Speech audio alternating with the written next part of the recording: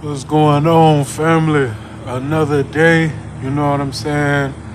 Thank God, you know what I mean? The year is closing on in, you know what I'm saying?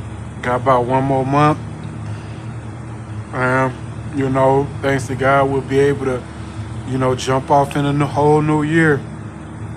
So it's a lot to be thankful. I'm thankful that I'm still here, and I'm thankful that I'm got a job where I can end on the whole year. Now, today I want to discuss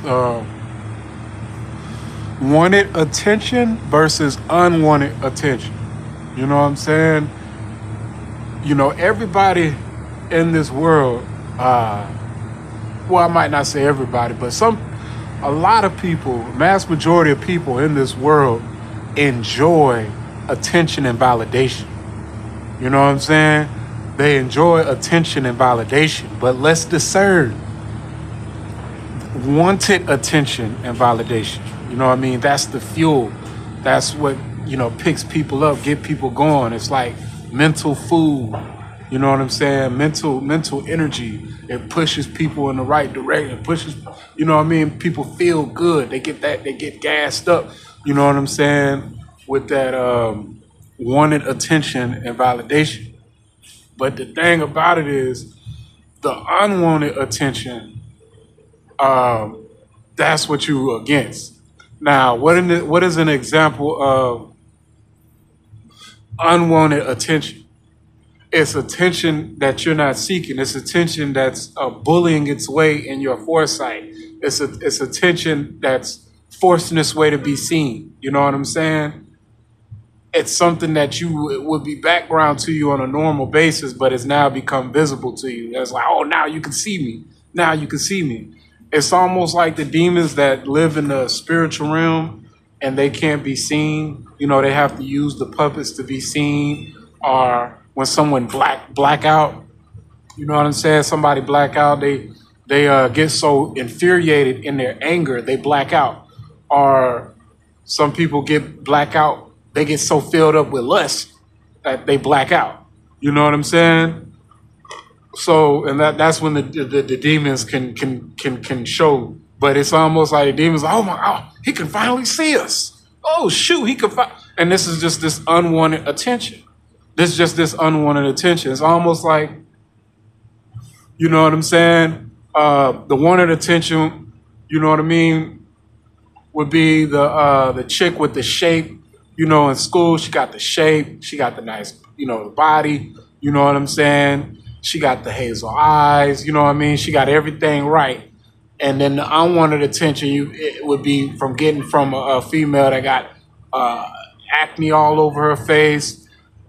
She ain't got no kind of shape, skinny, no kind of form. You know what I'm saying? Booger in her nose.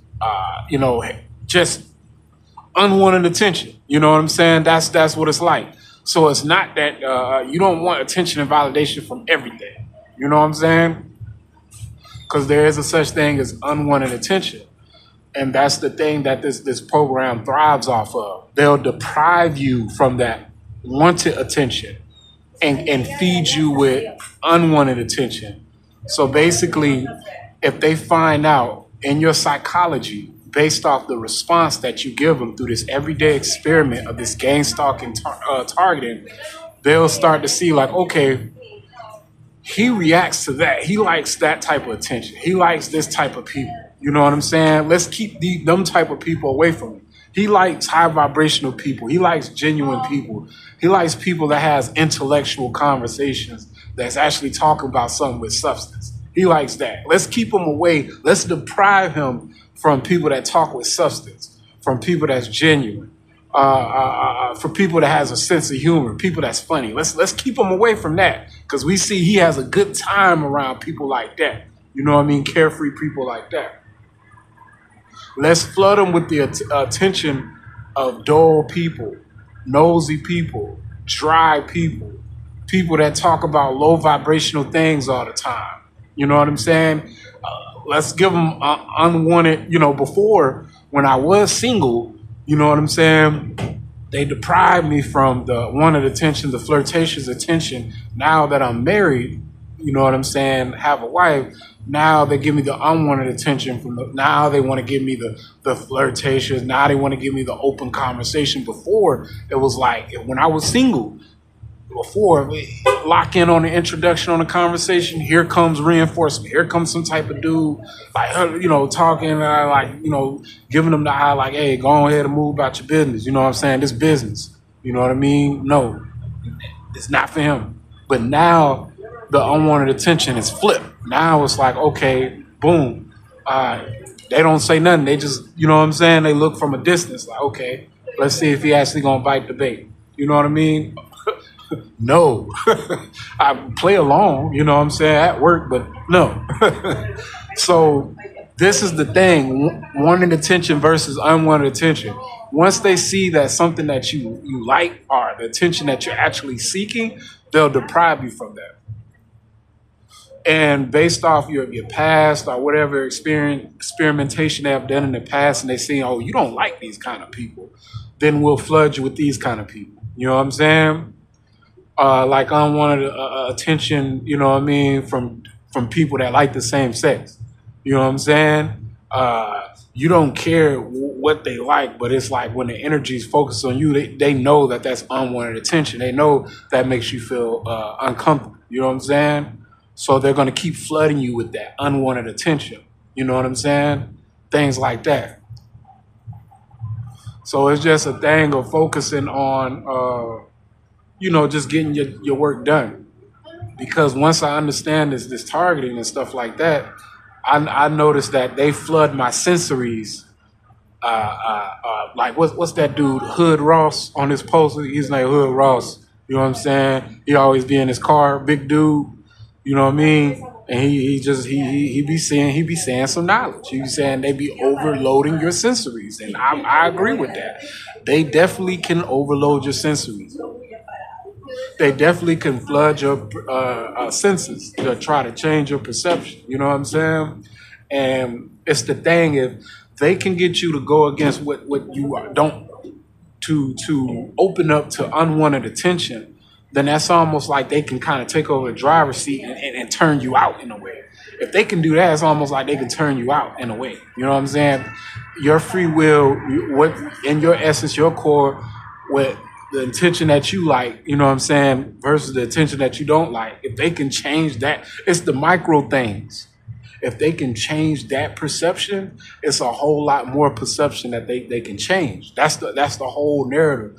You know what I'm saying? They're trying to take over the driver's seat. It's really mind control. You know what I'm saying? It's really witchcraft in a way. You know what I mean? Any type of manipulation, trickery, deceit is witchcraft. You know, it's a form of witchcraft.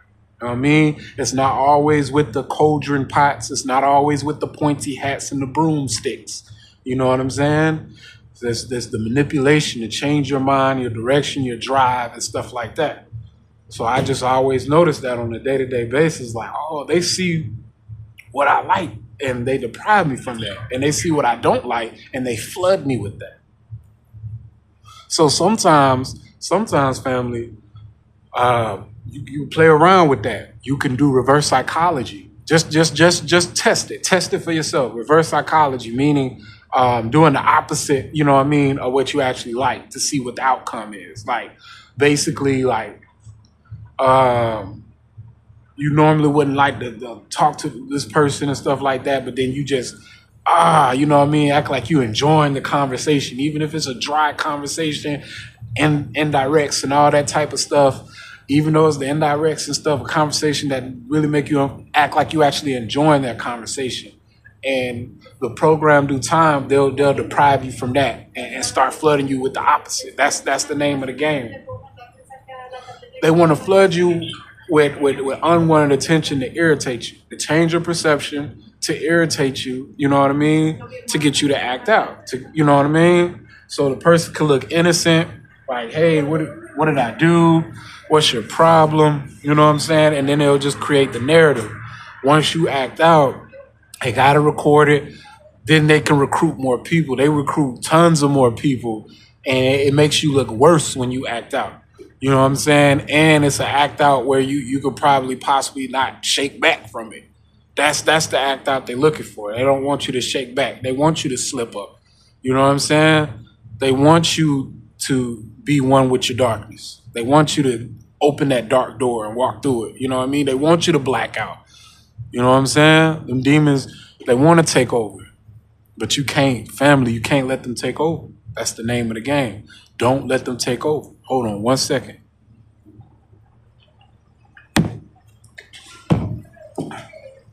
Hold on 1 second.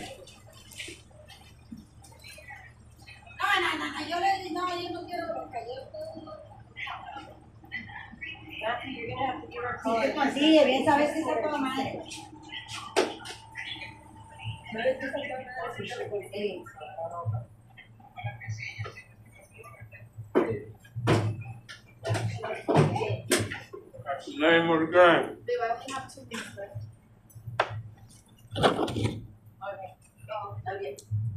That's the name of the game, family. You know what I'm saying? Flood him with unwanted attention.